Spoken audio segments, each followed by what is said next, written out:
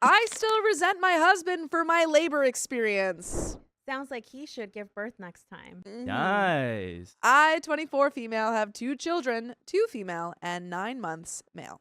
With my husband, 29 male. Labor was a nightmare with our oldest. She was an emergency C-section due to being breech, and she was born at 36 weeks because they couldn't stop my labor from progressing. To make it worse, I did it all alone. By the way, this comes from Red Birdie 2021. And if you want to submit your own stories, go to the r/OK Storytime subreddit. I'm Sophia. I'm Myra. And I'm Keon, and we have a special guest today. Yes. Yes, it's Miss Myra Rodriguez, who is a licensed marriage and family therapist in California and Colorado, who's dedicated to making mental health education accessible to everyone. Whether you're navigating complicated family dynamics, processing grief, or working through depression, Myra brings both professional expertise and compassion to help you through life's toughest moments. Thank you for coming in today, Myra. Yeah, thank you for joining us. Thank you so much for having me. Yeah, usually we don't give expert advice, so now we have an expert with us. We actually have an expert here today, guys. And so we're going to get into this story and see what advice you can give OP. My husband and I were both in the military at the time and were stationed 7 hours away from one another. I don't hold this against my husband because I know there was nothing he could have done to be there on time. He arrived about 5 hours after our daughter was born, and I finally wasn't alone anymore. That's surprising that you can be stationed and also that pregnant. That is wow. Like 36 months or 36 weeks. Yeah. 36 months. 36 months is crazy. 36 months would be really awful. Is that a miracle? I don't know if that's a miracle. Fast forward 2 years, I was due to have my son. And at 36 weeks on the dot, my water broke while I was at work. My husband complained about having to leave work to take me to the hospital because, are you sure it's really labor? It's probably just Braxton Hicks. Relax. I told him, if you don't want to leave work, that's fine. I'll drive myself to the hospital, but I'll make sure to let them know you aren't welcome in the room until after the baby is here. Whew. He ended up leaving work and driving me to the hospital, but once we got there, labor wasn't progressing. I was stuck at 3 centimeters, and my contractions were steadily 10 minutes apart. They sent me home and told me to return once they were 5 minutes or less apart. On the way home, my husband again said, "Are you sure they aren't just Braxton Hicks?" Mind you, this was after the nurses confirmed I was in labor. This man has a lot of audacity. When we got home, my husband decided he was going to go hunting and to let him know if labor gets worse. Wow. Seems like the worst time to go hunting. What is he doing? Not the best timing. No, he's like, I'm going to bring our child home some meat. He left me alone willingly to care for our 2-year-old while I was laboring. Wow. My contractions got down to 5 minutes apart. I texted to let him know, and all he said was, "What do you want me to do about it?" He ended up shooting a deer and had me outside in the cold taking pictures of him with the deer while contracting every 5 minutes. What? This feels like a fever dream. This doesn't Wow. seem real. I didn't feel ready to go back to the hospital yet, so I put the 2-year-old to bed and we went to sleep. In the morning, my contractions were still at 5 minutes. I took a bath, took a walk, tried eating, and nothing was happening, so I told them we needed to go back to the hospital. By the time we got there, they were between 3 and 4 minutes apart. But all my husband could talk about was the stupid deer and how he was going to get it to the butcher and taxidermist. Once they took me back to the OR, repeat C-section, my husband was really supportive. I have underlying health conditions, and he was very attentive, making sure the anesthesiologist knew about everything going on. Unfortunately, my son came out not breathing. He had to immediately get transferred to a NICU at a different hospital. It was one of the most painful experiences I've had to go through altogether. And the next day, all I wanted was a milkshake. Sounds silly, I know. But after asking him multiple times, my husband never would drive up the road to get me one. Our entire family laughs at the situation and thinks it's such a funny story and that I'll laugh about it someday. But after 9 months, I still feel so dismissed, like he doesn't care about me. It feels like he put his hobby over his laboring wife, and it honestly makes me grateful he wasn't there for the birth of our daughter. I feel such resentment over the whole situation, and I don't know how to move past it. My husband tells me it isn't a big deal and I'm overly sensitive every time I bring it up. And our therapist doesn't think it's broken beyond repair, but I honestly just need some outside perspective. Am I the a-hole for not just getting over it and for not forgiving him? How do I move forward from here and begin to forgive the past? And there is an edit. Why even put out the forgiveness to him? That Why? was Yeah. that was a lot of information about this husband. Do you have any thoughts or suggestions for OP about the situation? Well, first of all, to our OP, I want to let you know that your feelings are valid. You are not over exaggerating.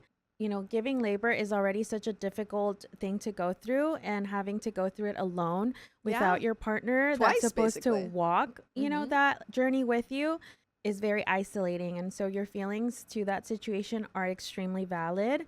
I know sometimes when there's friends, family involved, they can try and influence how we feel, but no, like you're allowed to feel frustrated, you're allowed to be angry, you're allowed to not be over it because it was a very big deal and it was something that was important to you.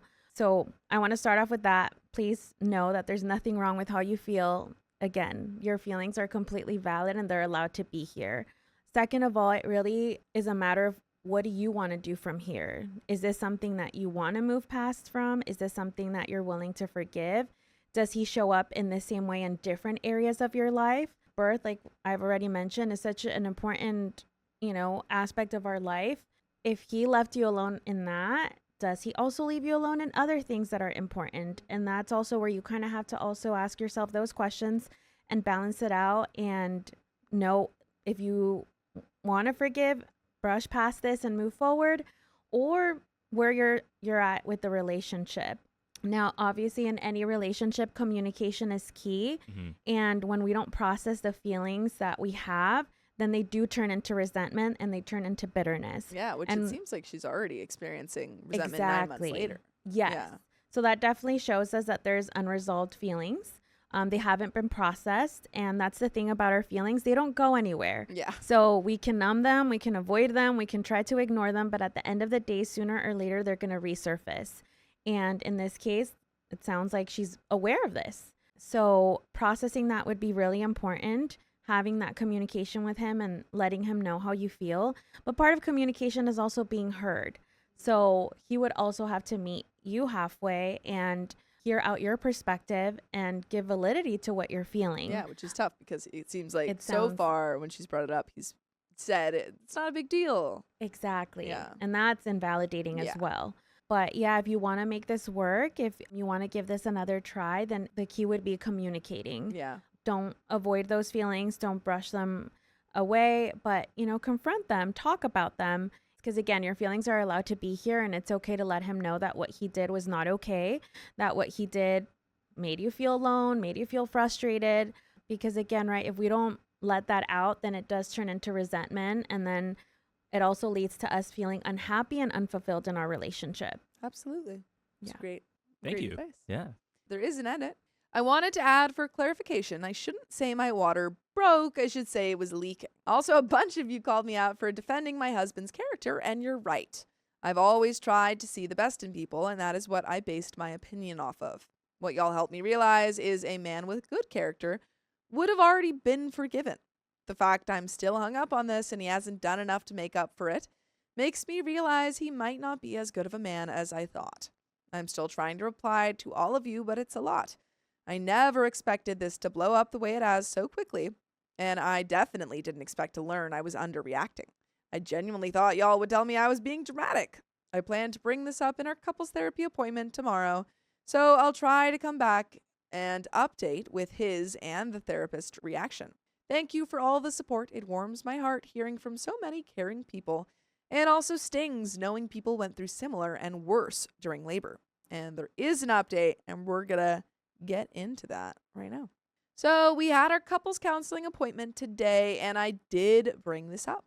For the sake of simplicity, I'll be referring to the husband as Marcelo and the therapist as Thea. I reiterated the story above and was pretty emotional while doing so. I described just how abandoned and scared and alone he made me feel in the moment and said that I want to forgive him and move forward, but it's hard to do when he's dismissive of my feelings and doesn't seem to think he has anything to be forgiven for. Thea told Marcelo that it sounded like a super traumatic experience for me, and she understands why I'd still be hurting from this. She also asked him how he would have felt had something happened to me and he didn't get to me on time. Marcelo was like, well, I was stressed, and that was the only thing I could think of to relieve my stress. Isn't it better for only one of us to be stressed instead of both? I said, so you being stressed was more important than your wife who was stressed mentally and physically from being in active labor? You thought leaving your laboring wife alone to care for your toddler was justified in order to relieve some of your own stress? That's a good point. At this point, Thea told Marcelo that he acted immaturely and selfishly. How bad does it have to be for the therapist to like outright tell, have you ever had to get to a level where you're like, you're acting pretty selfishly? Or do you always kind of try to, give it gently? My approach is usually pretty gentle, but like, I mean, in this case, I completely Yeah. understand where the therapist is coming from, because I mean, like kind of what we've already mentioned here, that it was a really traumatic experience, and to go through it alone just adds a whole different layer of difficulty. And I mean, not even to like, because she went through the first birth alone, but then this time he was there in parts, but it felt like even worse. Yeah. Like the parts where he was, because he was so unwilling to be there in the first place. Unwilling, and Yeah. he didn't show up in the way Yeah. that she needed him to show up. Yeah. Marcelo told me that he remembers asking me if it was okay for him to go hunting. I told him I don't remember having that conversation, but if I did tell him to just go, it wasn't because I wanted you to leave me. It was because if I didn't let you go, that's all I'd be hearing about the rest of the night, and I probably didn't want to deal with that while trying to bring your child into the world. I asked Marcelo if he wanted to be married to me because of who I am, or only for the sake of being married. Thea said we were out of time and asked Marcelo not to answer. She said, actually, that's it. And just sit with that. Let's wrap it up. Yeah, I actually like where that ended. Don't answer. That's crazy. She said she wanted him to sit with that and really think about it before giving an answer. That's funny. I like this therapist. After therapy, I called Marcelo and asked if there was anything he wanted to discuss from the appointment. And he told me he didn't understand why I'm still hung up on the situation, and he thought we were past it. I explained to him why we're not, and let him know that he hasn't done anything to make up for it or even show remorse. He tried telling me that I was the only person who saw a problem with what happened, and I pointed out that's not true. I gave him specific examples, but could tell those wouldn't be good enough since they're my friends and siblings. So I told him about this post. I let him know I'd posted it to get unbiased opinions on if I really was overreacting, and told him what the majority of you had to say. He then apologized by saying, I'm sorry that I asked you to go hunting and you said yes? Oof. I told him that's not a valid apology, and if that's how he was going to act, the conversation was over. He said that he shouldn't have gone, but really just didn't think about it in the moment, and I should have told him that I wanted him to stay at home. I told him that if he truly cared about me and valued me, I wouldn't have to beg him to care about me. I also shouldn't have to tell him how to care about me. He then went on to say he felt he'd been doing a lot to try and make up for the disconnect, spending more time with the kids, putting dinner leftovers in the fridge while I put the kids to bed, helping me wash baby bottles. Sounds like pretty minimal things. Things he should be doing. Yeah, as a parent. Exactly. I told him he was barely doing the bare minimum, and just because he was doing absolutely nothing before, that doesn't make him Superman for doing the bare minimum now.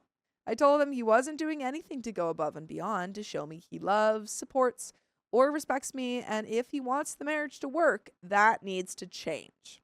Marcelo wanted me to tell him exactly what he could do to make up for the past, and I told him I don't know.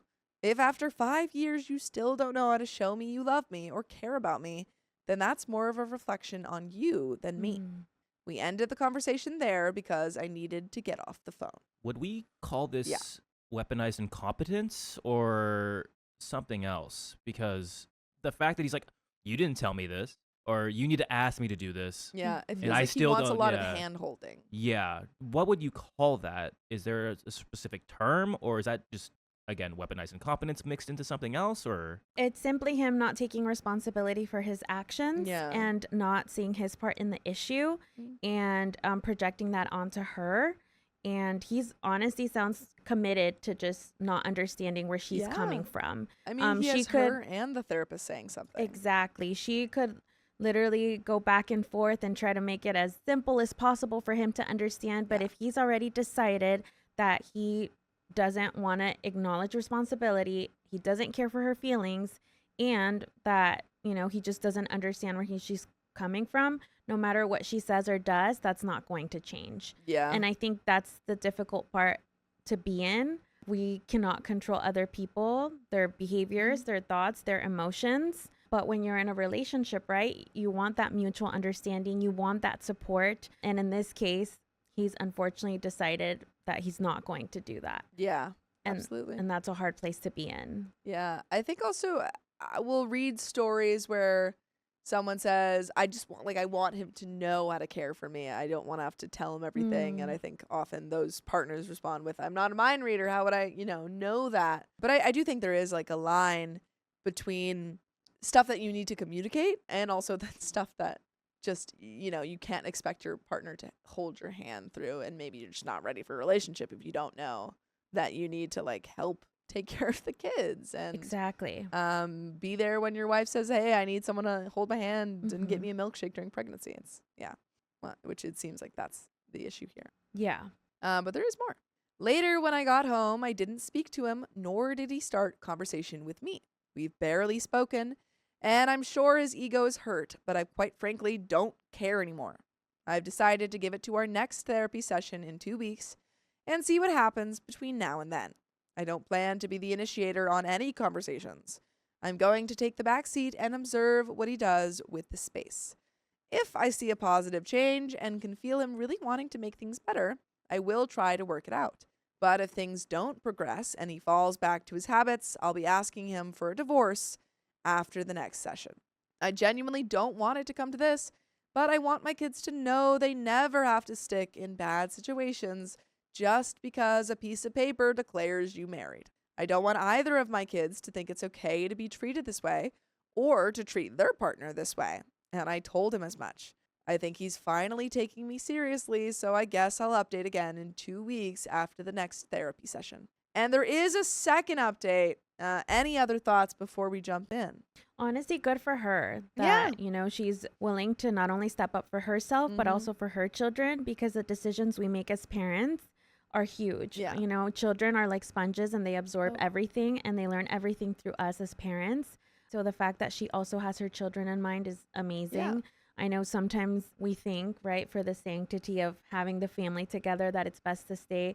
But when a dynamic is not healthy, it can actually even be healthier to have that separation. And, for your kids to know that it's okay to set boundaries. It's okay to love yourself, honor yourself, and it's okay to step away from situations that are not, aligning with you or that are not treating you well. Yeah. And I also feel like kids, she said that he hasn't really shown up as a partner or a parent. And so I feel like it's pretty easy for kids to pick up on that disparity. Yes. And I think addressing it as the other parent, addressing it so that they don't, as you said, like continue to, or like take that into absolutely their own lives as they grow up. Yeah.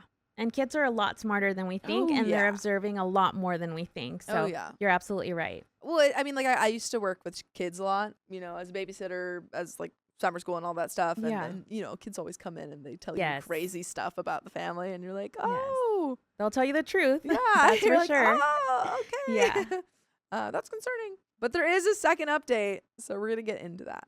Sorry, it's taken me a bit longer to update than I originally thought. We have not been back to therapy yet because we had 2 family friends pass away last week. Ooh. So there has been a lot going on. But Marcelo is a completely different person in the best way possible. He told me that he was upset with himself for acting the way he did while I was in labor, and that it hurt me as much as it did.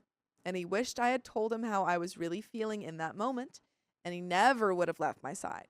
I told him that I tend to let him do what he wants, so I know what he'd rather do, and in that moment, he showed me he would rather be doing a hobby than supporting his laboring wife. He said he understood, and for the first time gave me a genuine apology and asked how he can show me that he does care and wants to make up for his mistakes. We had a lengthy conversation about where I felt overwhelmed and how he adds to that and how he can take some of the weight off my shoulders. Since then, he has stepped up so much that I didn't even realize how much I was doing to support the house until now. He's washing the dishes and making sure my pump parts are washed for the next day.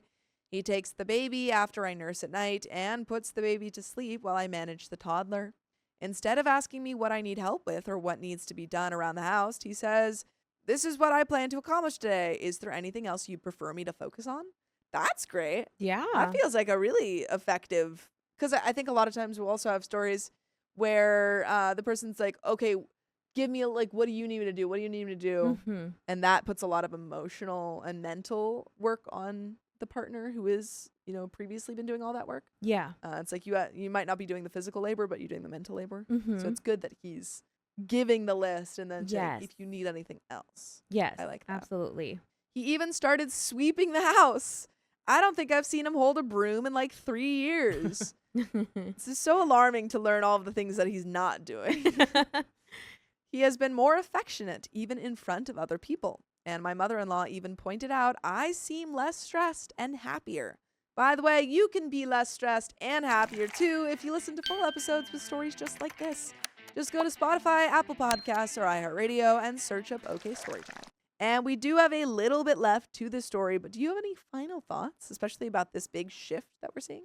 Honestly, I'm very surprised Same. We by don't this get shift, this. and Yeah. I'm wondering what caused the shift. What Yeah. was the click for him? Because she said it so many times. So exactly. So what changed? Yeah. What shifted in him? What made it click? Mm-hmm. Very surprised, to be honest. I Yeah. was not expecting this to go Nor this was way. I. It never usually goes this well. Yeah.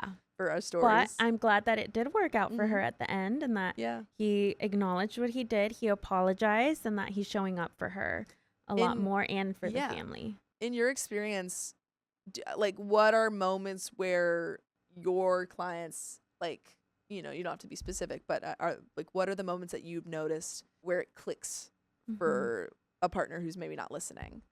What kind of preempts that or catalyzes that? Honestly, it sounds so simple, but it's Yeah. awareness. Yeah. Right? Because you cannot change or understand something that you're not aware of. So the Mhm. first step is always awareness. Yeah. Once you have that awareness, you have that piece of information, and now you can choose how to move forward. What do you Mhm. want to do with this piece of information? The awareness would be, wow, I didn't realize that this was offending you, or I didn't realize that me not doing this was making you feel sad, or I didn't realize that maybe the way I speak wasn't coming across in the way I thought. Yeah. So awareness is definitely key for any type of change. Yeah. Mhm. Absolutely. But there is a little bit left to the story. Okay.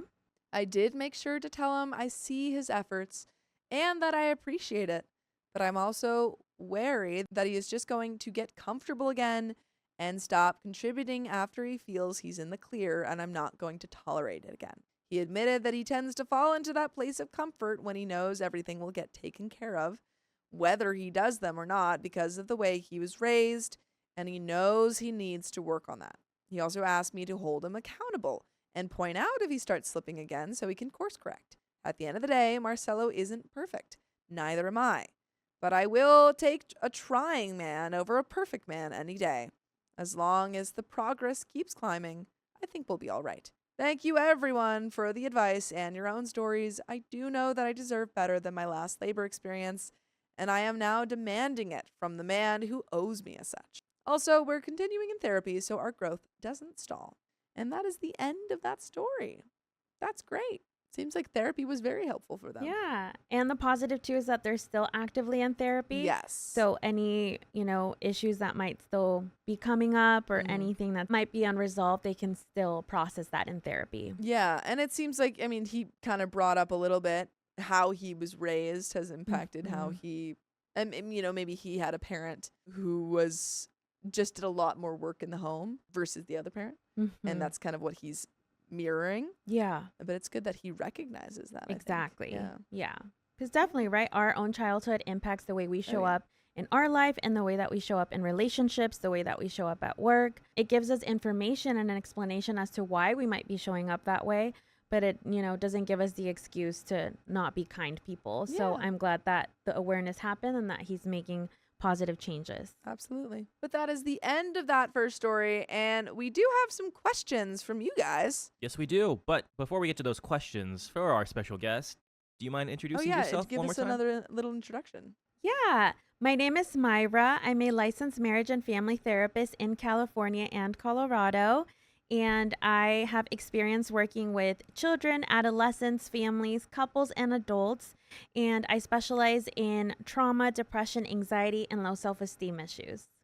Thank you very much. Thank you. Yeah, and you're we're gonna welcome. Use some of that expertise on these questions that are from you guys. This question comes from Jamie Photography Chick, who is in the chat right now. TLDR, when I was 8 years old, I lost the person that meant the most to me. He was a family friend that treated me more like a grandfather than both of my actual grandfathers.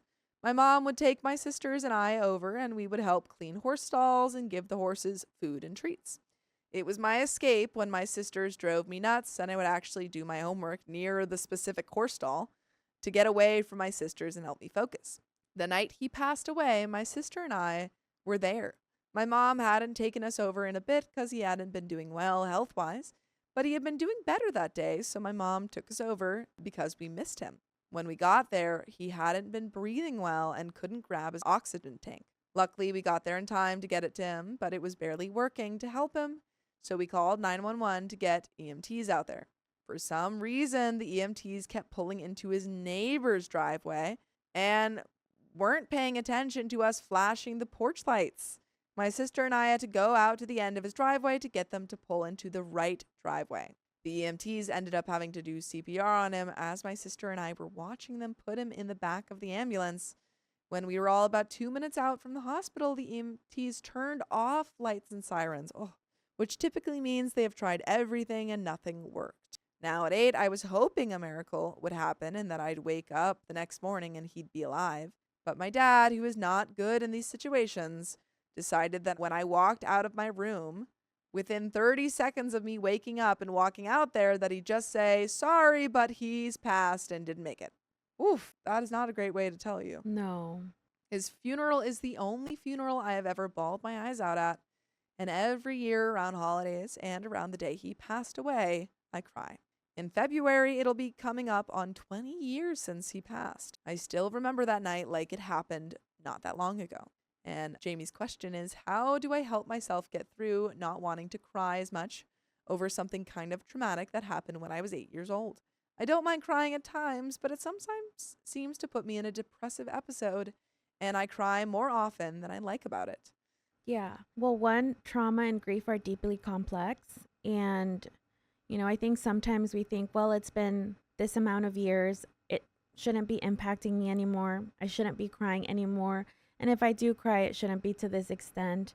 So one of the things I'd like to encourage her is to remove the should, right? Your feelings are allowed to be here. And the thing with grief is that it could be a day, it could be a few weeks, it could be months or years. And grief is still a very real part of us and it doesn't go away. We just learn how to live with the absence of that person.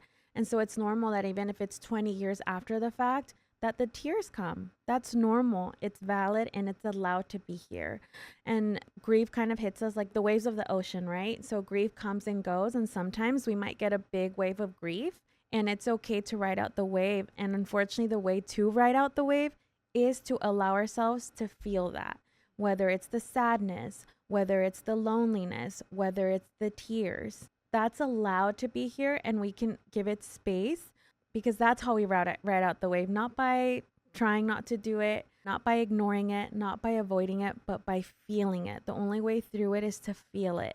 And I know that those feelings can be very uncomfortable. And if it's something that does get very overwhelming, then I would highly encourage getting connected to a therapist so that you have someone to walk this journey with you. Again, grief is very complex, and so is trauma. And if you're noticing that grief, when that wave of grief hits, it's taking you to a depressive episode, I definitely think that getting connected to a therapist would be helpful to process that trauma deeper. Mm-hmm. But please know that there's nothing wrong with still wanting to cry. There's nothing wrong with still feeling it. That doesn't go away. We're human, and we're going to feel the absence of that person until it's our time to go as well. So that's allowed to be here. So give it space to be here. It's a great answer. Thank you. Yeah, you're welcome. To love is to grieve, right? So the fact that she's thinking about him, the fact that it's still impacting her shows that there was deep love, because where there's deep grief, there was deep love.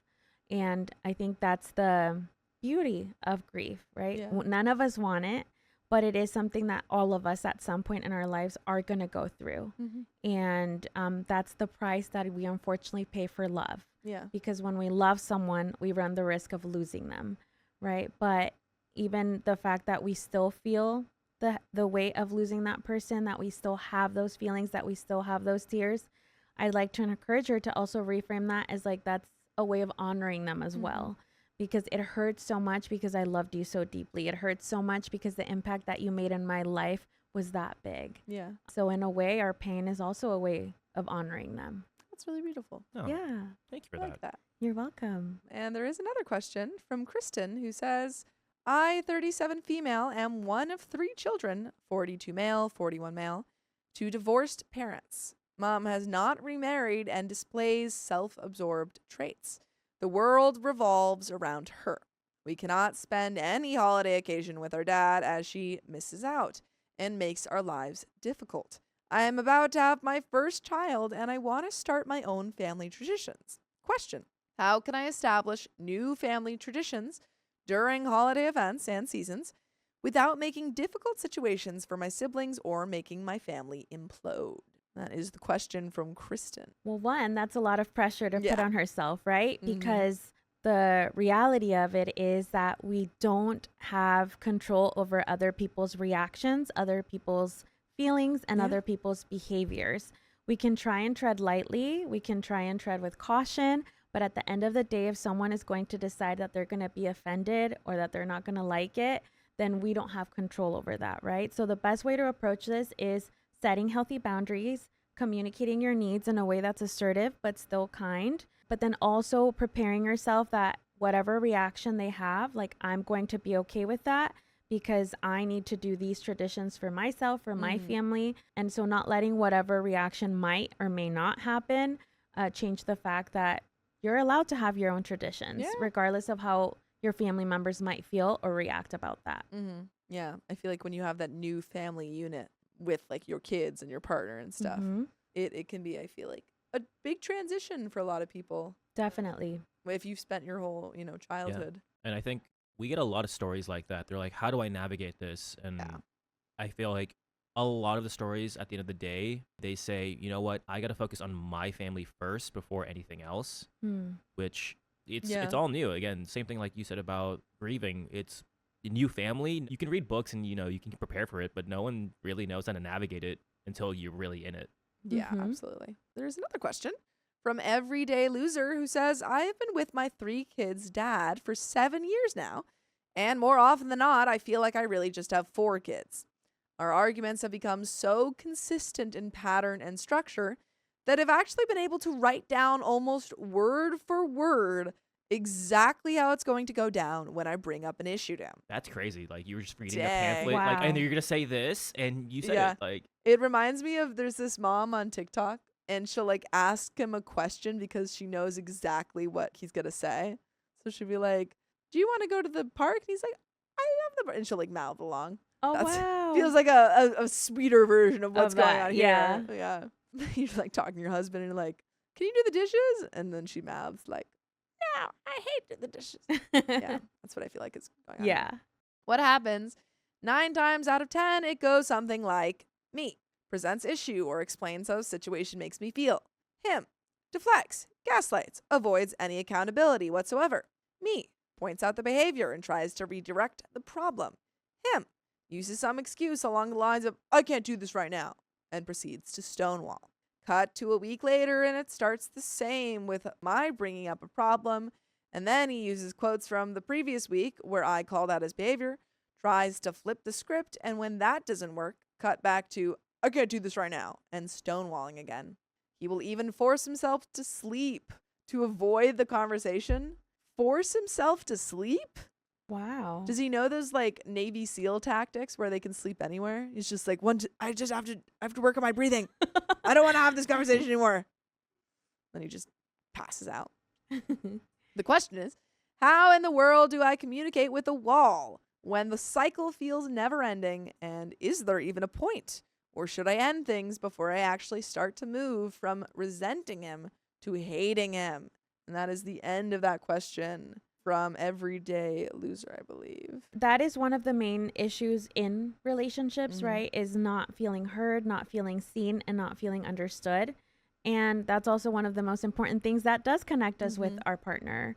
Obviously, she knows her partner better than I do. You know, I can't tell her to leave him or not to leave him because that decision falls on her and she knows best. But something I always like to advise my clients is like, if you feel like you've tried everything, you've tried all the avenues, right? You've tried having healthy communication skills. You've probably even gone to therapy to try and sort this out. You know, you've done all the things and you feel like it's still not working. Then that's usually information for you to kind of sit down, reflect, and reevaluate. So where is this going? Is this going anywhere? Is this fixable? Do I want to be in this? What do I want, right? And something that can kind of help detangle all those thoughts that are in our mind about our relationship is creating a pros and cons list. What are the pros of staying in this relationship? What are the cons? What side has more than the other, right? That alone, just putting it visually, can help you determine if this is worth fighting for, or if it might be that either you outgrew each other, it's not healthy, and you might need to end things. Yeah. And I also feel like a lot of times when we get Reddit stories, we'll have a person say, oh, well, I don't want to leave my partner, or my partner is a good person, but they've just spent a whole story telling us only the bad things. And we get literally no redeeming factors. Yeah. And I do think it is pretty, it can be a clear sign of how you're feeling about that person if you can't give any good things about them. So yeah, that makes sense if you have a pro and cons list. Yes. And also, right, two things can be true at once. Someone can be great at certain things or can have, good qualities, but they could also not hear you, not show up for you, not communicate well. So one doesn't negate the other. And so I think sometimes we think about people and relationships as very black and white, but there's a lot of gray. Yeah, absolutely. And right, the original poster will know better, right? Because they are the ones that live with their partners day in and day out, and we only get a snippet of what they're telling us. But definitely that pros and cons list can really just bring a lot of clarity. Yeah. And there is another question from Anonymous who says, I, 24 female, have been with my boyfriend, 31 male, for a little over 2 years. And he's the first partner who has ever made me feel genuinely safe, respected, and loved. When we first got close, I was stuck in a controlling relationship and going through a very emotional time. I coped poorly back then, staying out very late and avoiding home, and my family assumed he influenced me, even though those choices were mine. Although all of us have moved on from that period, my older siblings still carry resentment toward him. My boyfriend is actually the same age as my older sister, and her husband, 31, and my brother is only a year older than me. Yet the tension makes both of us feel like we're constantly walking on eggshells around them. Question, I don't need my family to revisit or fully understand the past anymore. I just want them to be open to getting to know who my boyfriend truly is now. How can my boyfriend and I gently encourage my siblings to give him a real chance and start building a more comfortable relationship with him? And that is the end of that question. Yeah, communicating to your siblings, to your family, that this is important to you, that this is the person that you've chosen to build a life with, that, because you've chosen that he's not going anywhere, and that it would really mean a lot to you for them to give him that opportunity, whether it might be like, hey, let's go grab some coffee, let's go out for lunch, or let's get together and play some board games, but to give him that chance, right? Yeah. And again, too, like I've mentioned it time and time again through this podcast, with family relationships, with romantic relationships, it's really hard because there's only so much we can't do, right? But what falls under us is being able to communicate what we need, what our expectations are, and what we would want to see. Yeah. And then now the person on the other end has that information, and then they can choose how to proceed with that. But yeah, let them know like how much this means to you for them to give him a chance. And like I said, offer like something like, let's go grab coffee or lunch and see where it goes from there. More great advice. Thank you. You're welcome. That's the end of the fan questions. Thank you guys for sending in your questions, by the way. I know some of you were in the chat, so I appreciate all of that and all of the stories that you shared. We do have one more story. Everyone expects me to forgive the man who pretends my kids don't exist. that's chaotic. Trigger warning, substance mistreatment. When my bio parents divorced, I was 2. My bio dad was never there like I needed him to be, but I always had my stepdad, Sean. By the way, this comes from either telephone 301, and if you want to submit your own stories, go to the r/OK Storytime subreddit. I'm Sophia. I'm Myra. And I'm Keon, and we do have a special guest here. Myra, if you want to go ahead and introduce Yep. yourself. Hi, I'm Myra. I'm a licensed marriage and family therapist in California and Colorado, and I have experience working with children, adolescents, families, couples, and adults who struggle with depression, anxiety, self-esteem issues, and trauma. Thank you. And we're going to use your expertise to help OP today. Awesome. My mom and Sean married and had a child together, my half-sister, Emily. Their marriage didn't last long, and Sean quickly got into a relationship with my mom's friend, who also had 2 children from a previous relationship. These people are messy. Since Emily was his biological daughter, he had visitation rights on the weekends, and I would often go with her to stay at Sean's new home with his new girlfriend. My sister Emily and I got really close with his new stepdaughter, Sarah. Then the adults considered us all siblings. During this time, the opioid epidemic was quickly taking over the nation, and unfortunately, my mom, Sean, and his new girlfriend had all been swept up in it, becoming full-blown addicts. Legal troubles followed quickly. Sean was caught and sentenced to 6 years in prison. This was traumatizing to all of the kids involved, and me being the oldest, I was disappointed. Their actions forced me to take on roles I was far too young for, but regardless, I loved them. They were my family. When Sean went to prison, my mom got it together and started working towards her sobriety. Today, she is 9, almost 10 years sober, and I am so proud of her. However, communication between Sean and I unexpectedly stopped. When you're in prison, you can't have people call you. You have to call them. Since I was 17 at the time, I had my own cell phone and made sure he had my number. But he didn't call. He didn't write.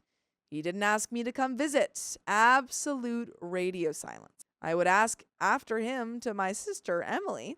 She'd give me quick updates like, he's doing good, or he started at a work program since he's been sober for so long. They were great updates, but I was always confused why he wouldn't speak to me. I chalked it up to guilt. Maybe he was feeling guilty for the trauma and pain their addictions caused, and was working on himself and things would be better when he came home. By the time Sean was released from prison, my life had changed quite a bit. I had gotten married, had 2 kids, and then had become a widow. I had battled with the trauma the adults in my life had left behind, and was quickly learning how to love myself. I was excited to see him and talk with him about what adult life was like. I was getting my dad back, and I was hoping to tell him I wasn't angry at him. He did the best he could with what he had at the time in his life, but I didn't get the chance. When he came home, I was non-existent to him. He never reached out and never came around. He was always with Emily and Sarah. He always went to their houses to visit for long periods of time, attended all their kids' birthdays, gave their kids gifts, and even showered them with money and paid their bills for them. He still to this day has never, not one time, attended one of my kids' birthdays or special events. He's never come to my house to visit, not even just for a few hours. By the time I turned 28, I was angry and hurt. I felt like a child waiting for her dad to notice her sitting alone in the corner. I felt left out and unloved. My mom and sister Emily and Sarah knew how I felt. They all knew I was hurting. That hurt and anger eventually turned into apathy. I got tired of waiting, tired of hoping, tired of begging. So I just stopped. I made it clear I wanted nothing to do with him. I didn't want to see him or be around him. Of course, there were events we were both at that couldn't be avoided, like my sister's kids' birthday parties. He never said more than 5 words to me, so I eventually stopped calling him Dad. I started calling him Sean in hopes he'd ask me why, and it would spark the conversation. He didn't even notice. Now on to recent events. It's the week before Thanksgiving, 2025, Sunday. My sister Emily texted me asking if I could watch her kids for her next Saturday night. She didn't give me a reason why she needed me to keep them, and I didn't think anything of it to ask. I love my nieces and nephews. Of course, I'll keep them. Well, that following Tuesday, I was at my granny's house when she accidentally let it slip that the reason I was asked to babysit is because my mom and Sean were going out with Emily and her husband to a bar in the next state over to drink and play pool, and that I wasn't supposed to know. They're going to a bar in another state? How close are they to that border? Yeah. And just pausing right there because we had a lot of information. So it seems like OP did have a pretty close relationship with her stepdad. He went to jail, got out, now only has a relationship with his biological daughter, and has completely sidelined OP, which originally I thought maybe because he's no longer with OP's mom, but it seems like he's still in communication with her. So any thoughts on that, or, ideas of what might be going on? Yeah, we don't know what could have happened Yeah. in his time in jail, what Absolutely. he went through, what caused the change, but maybe there was something there Mm-hmm. that could possibly give us some information. But so far, we don't know. Yeah. OP continues. Apparently, it was a secret, and my granny asked me not to tell them I knew. Why couldn't I know? They're all grown adults. If they want to go out and have some fun, then go.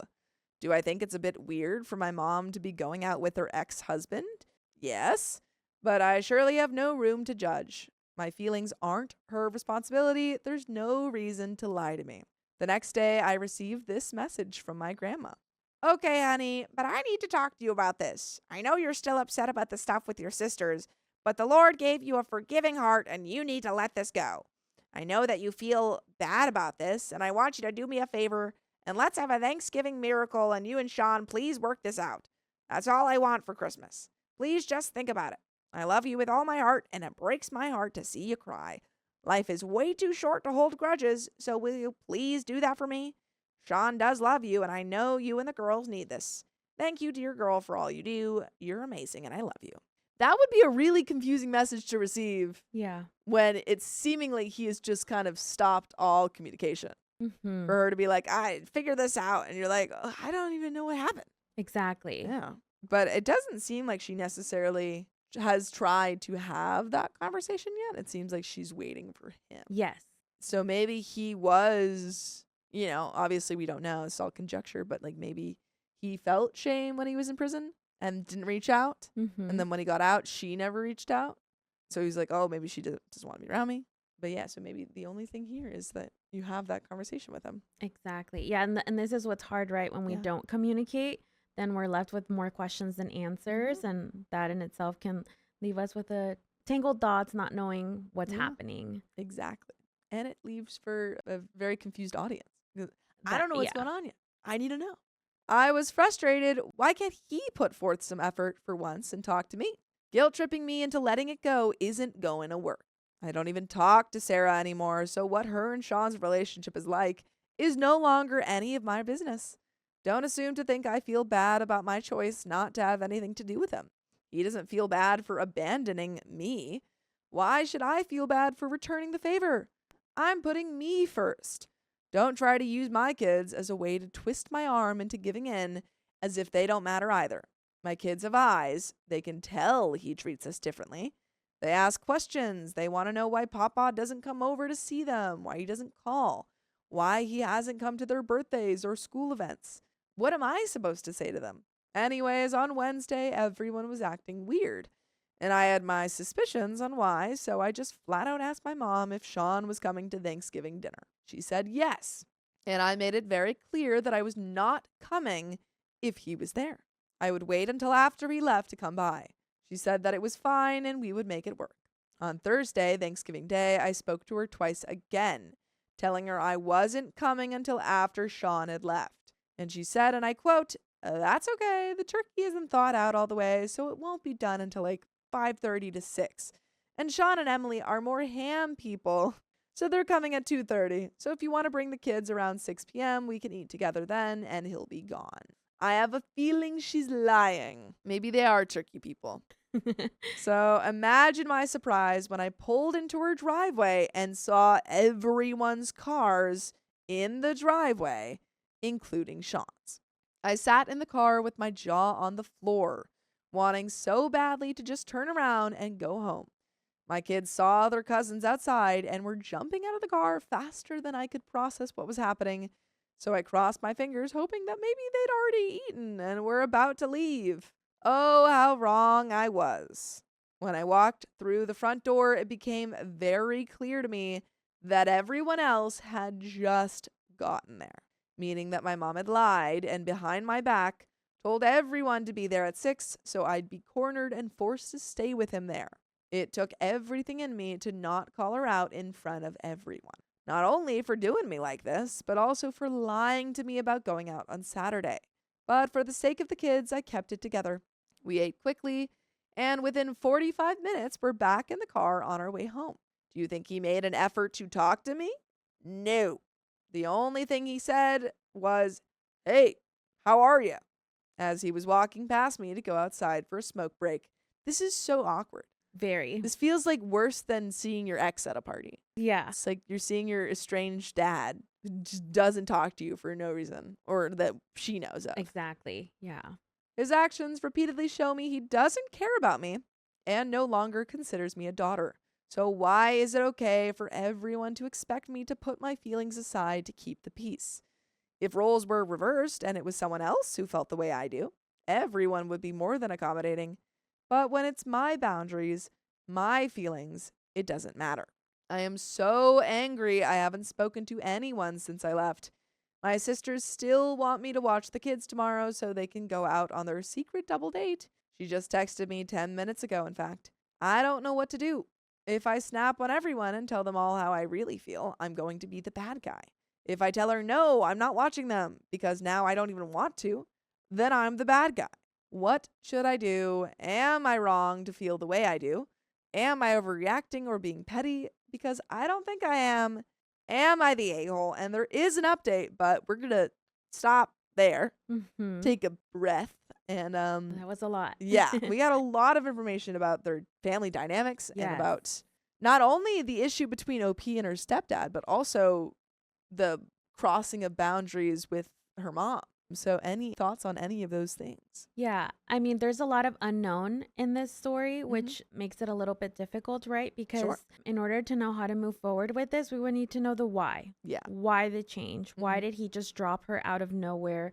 Why is there no longer a relationship? Why did he basically ghost her? Like, what was the reason, right? And in order to get to the why, there would need to be a conversation. Granted, having conversations like that are very difficult. And it's very normal for us to want to avoid having difficult conversations. But sometimes the only way that we can receive clarity is having that conversation, asking those questions. Because when we don't have the why, it leaves a lot open to interpretation. And that's when we can also fill in the gaps. And sometimes we're filling in the gaps with things that might not be true or might not be facts. That we've made up. Exactly. So that would definitely be one of the first steps. But again, I understand and validate that having those conversations is difficult, but at least it can give clarity and it can also let the OP know then how to move forward from here. Yeah. Are her feelings valid? Of course. It's normal to feel that way. I mean, to be dropped out of nowhere with no explanation can be very, very hurtful. So it's normal that she feels hurt. And it's not fair to put all the pressure on her to try to fix it because it takes two to tango, right? So any relationship, whether it's romantic, friendship, family, it takes two people. So he needs to also meet her halfway. And doing that would entitle them having a conversation. Yeah. It shouldn't all just fall on her. Absolutely. And it seems like a lot of her family members, I don't know what they're saying to her stepdad. Yeah. But it seems like a lot of her family members have been putting this pressure on her. But there is an update. I'm giving a semi-big update, I think. I don't think there's going to be another one after this because I'm fully set. I've read all of y'all's comments and had a little glass of wine to think this over, and I'm putting my foot down. Basically, I contacted my brother and gave him an ultimatum. He either breaks up with his girlfriend? Wait, what? Is this the same story? Yeah. I don't know. Maybe this is an update to like this person's other issues in their life. They added another issue. This is a totally different thing. It's the same person. Yeah, I'm not going to read that update actually because it's a totally different story that is going on in this person's life. That's so funny. Yeah, that update was about her brothers. They just threw in another character at the end. Yeah, they were like, by the way, my brother's girlfriend sucks. New character unlocked. Yeah, Literally. she's the worst. I've totally forgotten about my stepdad.